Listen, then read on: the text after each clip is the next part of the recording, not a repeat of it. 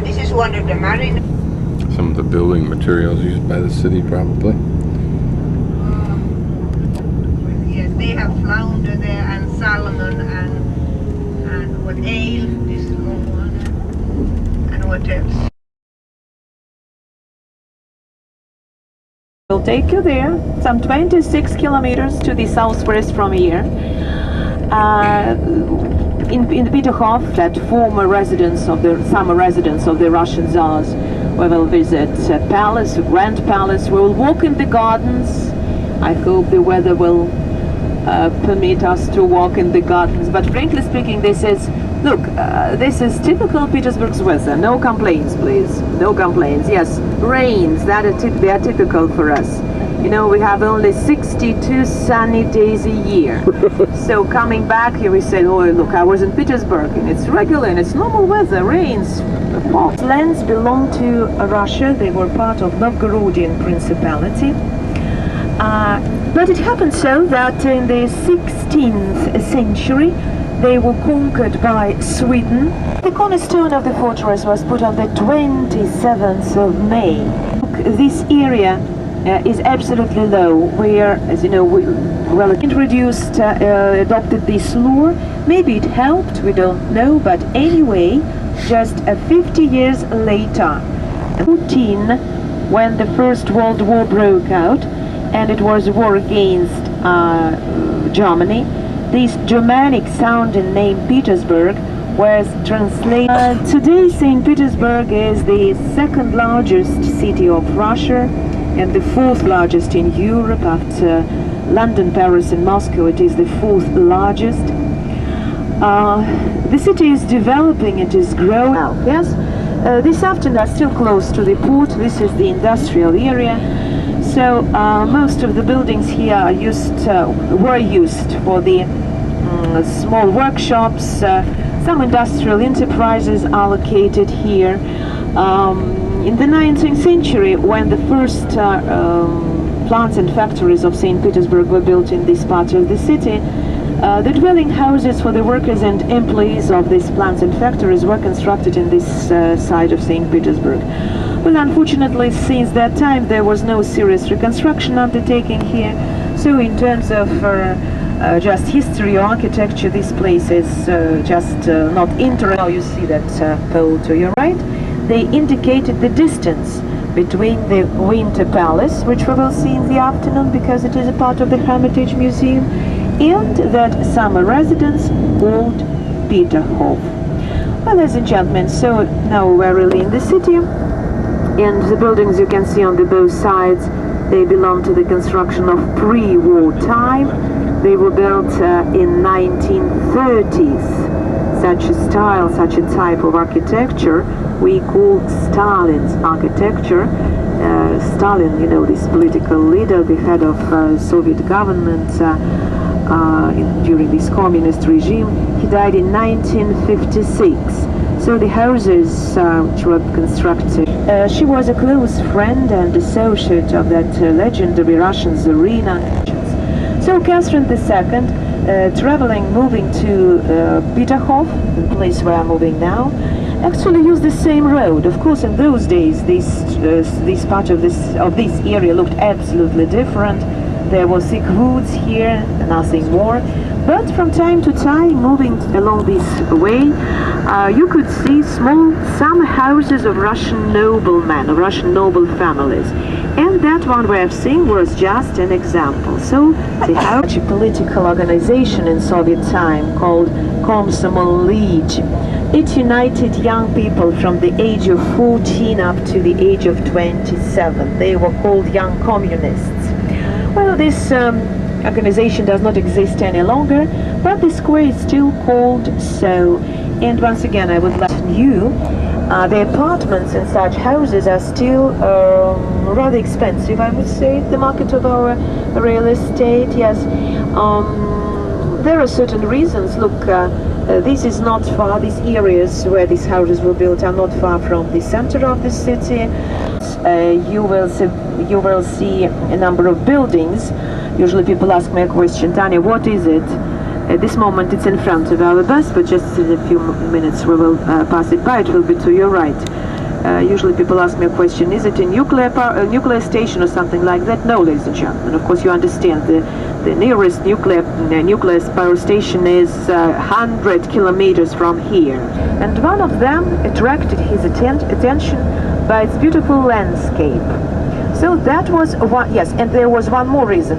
That village was not far, the place where the village was not far from that island where the construction of the fortress was going. There are enormous sources of water there, natural springs.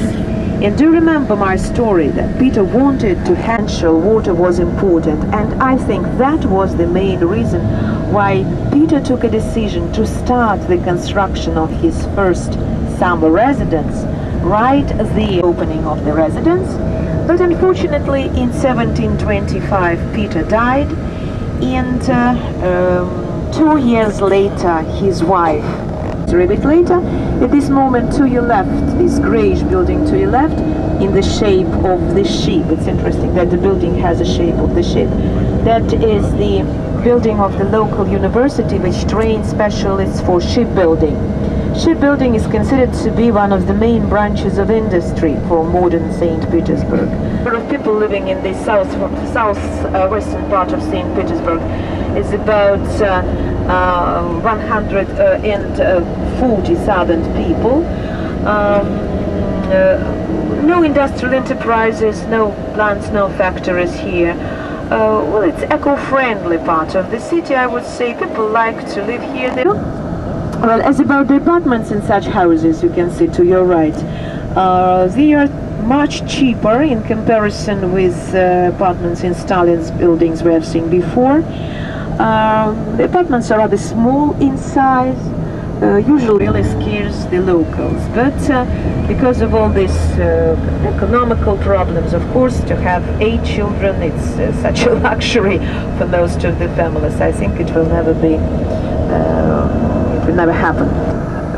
Just more than 10 kilograms of gold were used for their decoration. The guests of the palace who managed to see it after the reconstruction were really impressed. They praised the taste of Elizabeth, but they were Elizabeth's time, that is in the middle of the 18th century, the reconstruction of the palace was undertaken. As well as some more pavilions in the gardens were put up, some more fountains were... Well, of course, going to Peterhof, I should mention the name of another Russian Tsarina, that is, rooms were redesigned for Catherine II in traditions of classical style, After Catherine, there were good and there were bad times in the life of Peterhof. 21 active churches, you see the difference. We're now in Peterhof. And fortunately now there is a tendency of increase. Today the number of churches is about 400. And look please, to your left, one of the active Russian Orthodox cathedrals. Yes, but for you at this moment, it's just, look, we are beyond.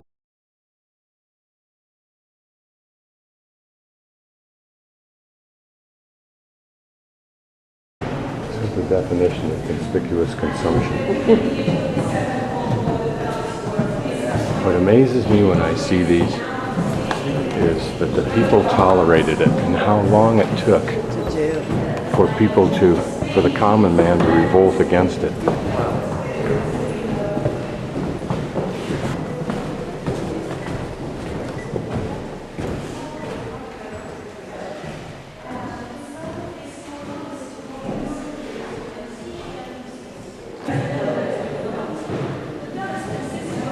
It just seems to me that this kind of grandeur, this over-the-top grandeur, reflects the greatest abuse of power in deference to the egos of the people who lived here and built this.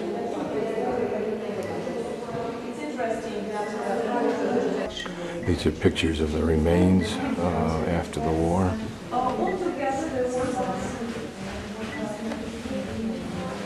Much of the artwork was taken probably on the railroad to eastern of Russia.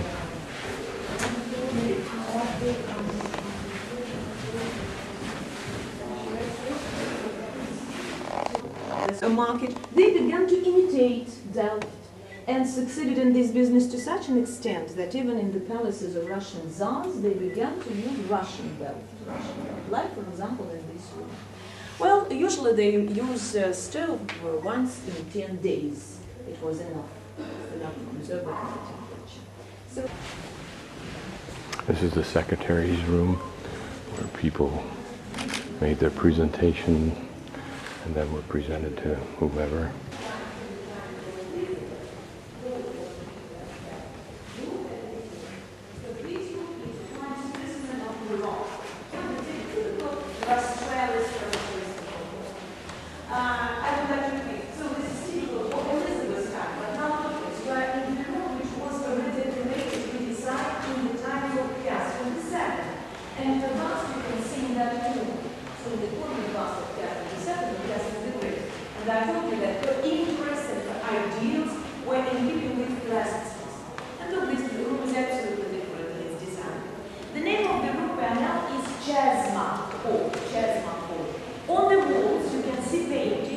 illustrating episodes of famous Chasma battle in which Russia managed to defeat Turkish fleet.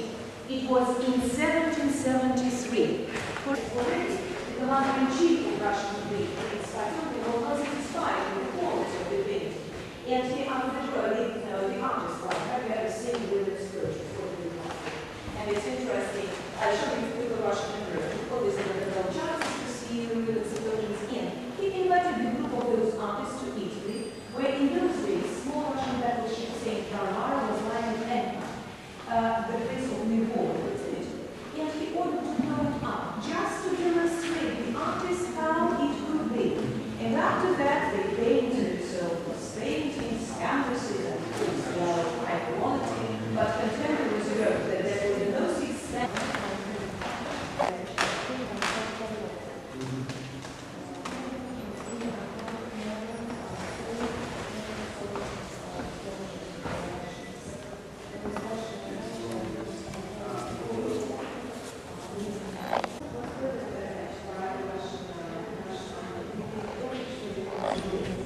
The intricacy of this parquet floor. Who knows what this is for?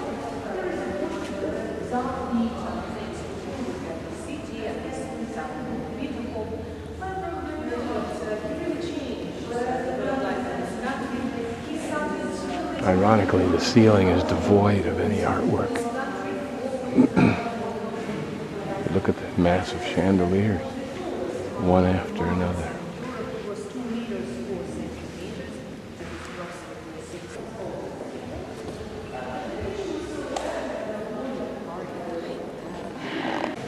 The wall has these little paintings of individuals. Don't know, of course, who they are, but they have a look that's interesting. Look at this clock is working perfectly, apparently.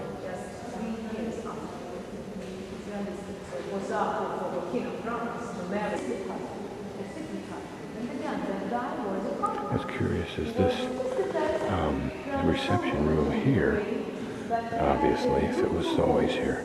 But then this massive chair back there was even far, far more impressive.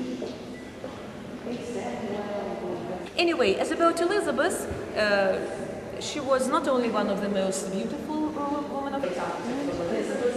I still believe that such a combination of white, gold, and dark red gives the room additional rush. And he very often used this combination of colors in his design. As you see here, the palace is rather narrow, small in size, yes? And look this, how he used mirrors to enlarge the room. And here I always recommend to look at the mirror, you see. Yes, the reflection of the ladies will always do. So special tables was served for them here. But in this room I also would like to draw attention to the clock, to the bronze clock on the fireplace. You will see many bronze clocks here. All of them are French made. This one might call the White Room. a complete contrast to the last year. There's one of those stoves, porcelain stove.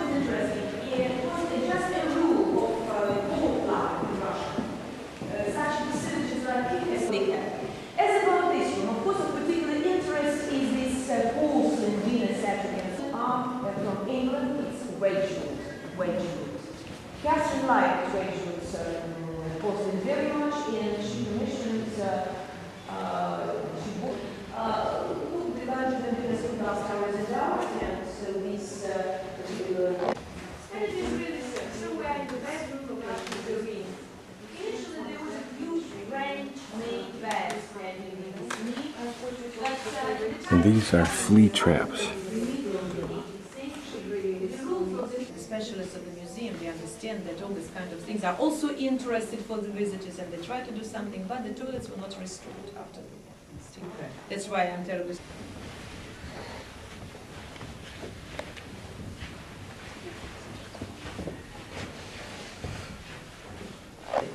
Yeah. That's a part of the 18th century. Here's on the walls again portraits of the members of the imperial family. So Catherine II, her husband,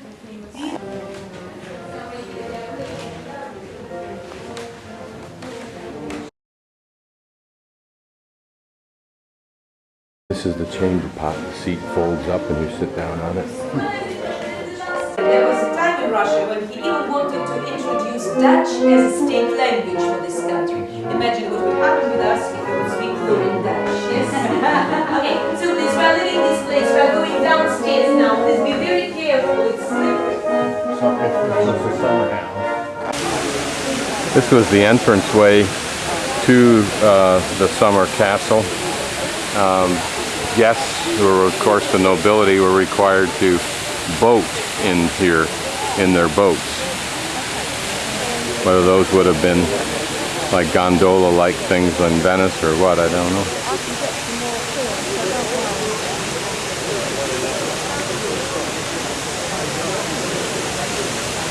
Oh my goodness.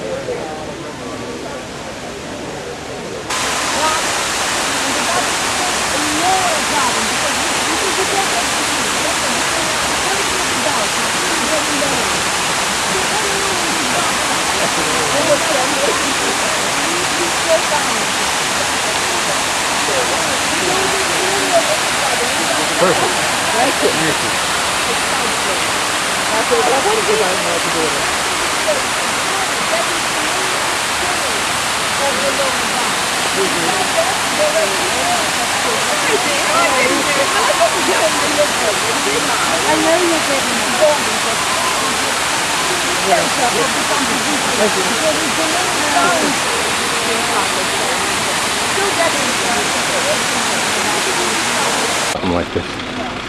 He owned it, you know.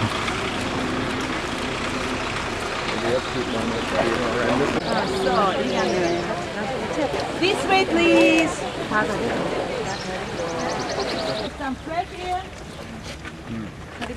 And this is Catherine's palace, where she waited for the word of whether the coup she had engineered succeeded or not. This was Peter's La Plaisir, which he enjoyed because it was close to the water. It did not have the overwhelming size of the main castle.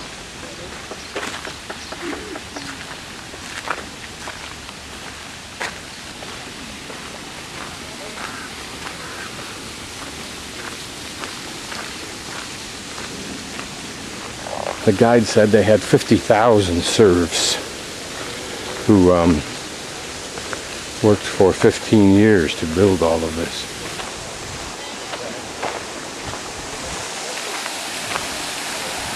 And presumably all of these fountains operate off of gravity.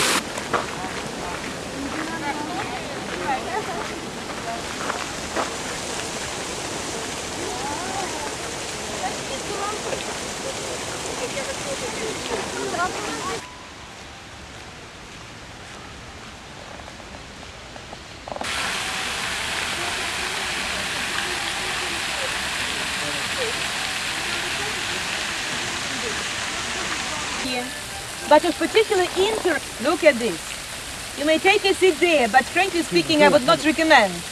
Because an innocent person can sit on this bench and suddenly he realizes that there are springs of water everywhere.